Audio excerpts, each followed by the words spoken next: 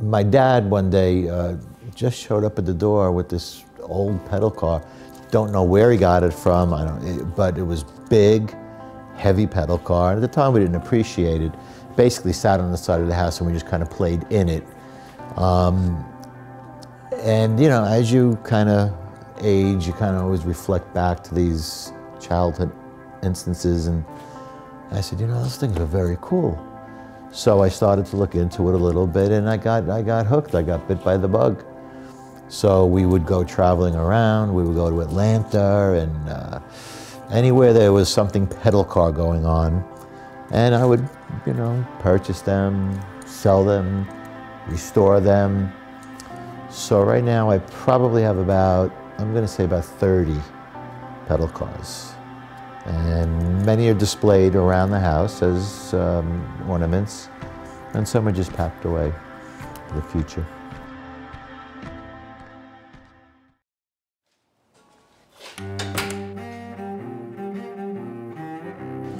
I think I've had 4 or 5 E-Type Jags. It's a car that, I mean, it's a piece of art. It's just a beautiful, beautiful car. The design of the car is just incredible. I guess I got bit by the Jaguar bug back in 1972 when I happened to go into a Jaguar dealer, and there was this beautiful E-Type sitting on the showroom floor.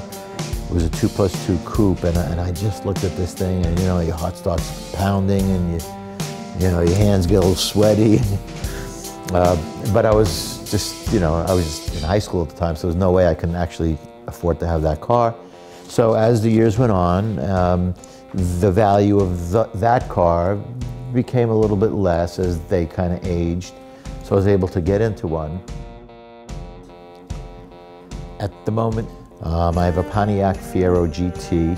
It's a 1986 GT, and that has a Corvette V8 in it. Fell in love with the car in 1986. They came out with this Fiero GT, which was the fastback model. They only built the car for 5 years. Started in '84, but in '86 and a half, they came out with the fastback. And it was a little Ferrari. It was just beautiful. And it was a car that was affordable.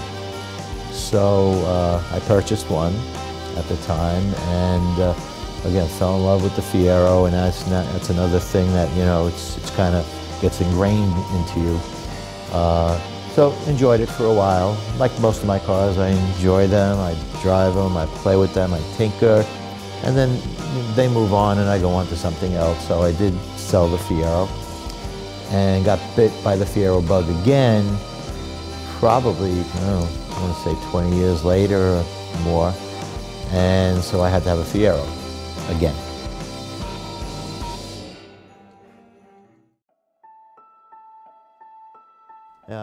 It's another one of these childhood fetishes, I would say. You know, again, when I was, you know, got my license, I would see these little Speedsters driving around, and, you know, couldn't afford it, you know, but always dreamed about it, and just always said, you know, someday that's going to be the car. So one day I just decided, okay, this is it, time is now. There's a company out in California called Vintage Speedsters, and what they do is they take a fiberglass Speedster body. This one is built on a Volkswagen pan. Basically, it's a brand new car. What they do is they use the Volkswagen pan for a registration, a VIN number, and they kind of cut that pan apart, reconstruct it, and all new parts go into it, so you can basically order the car the way you like it. You can order your interior, your color, your wheels, engine size and performance, and the car comes on a trailer. So that's just been it's something I just kind of tinker with. You know, that car is always running really nice, but, you know, we try to tweak it, we try to get a little more performance out of it, put bigger carburetors on it, just a toy.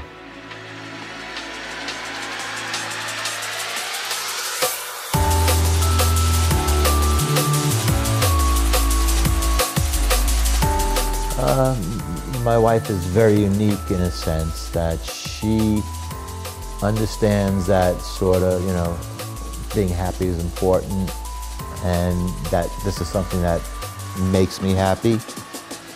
So she's really been on board with it because it's really, it's a passion, and it's part of, life is all about living it, enjoying it, and that's really her feeling as well. I would think the cars that I retain, I would like to see them stay in the family. I don't want to see those cars being sold. So I would really, really like my kids to have one of those cars.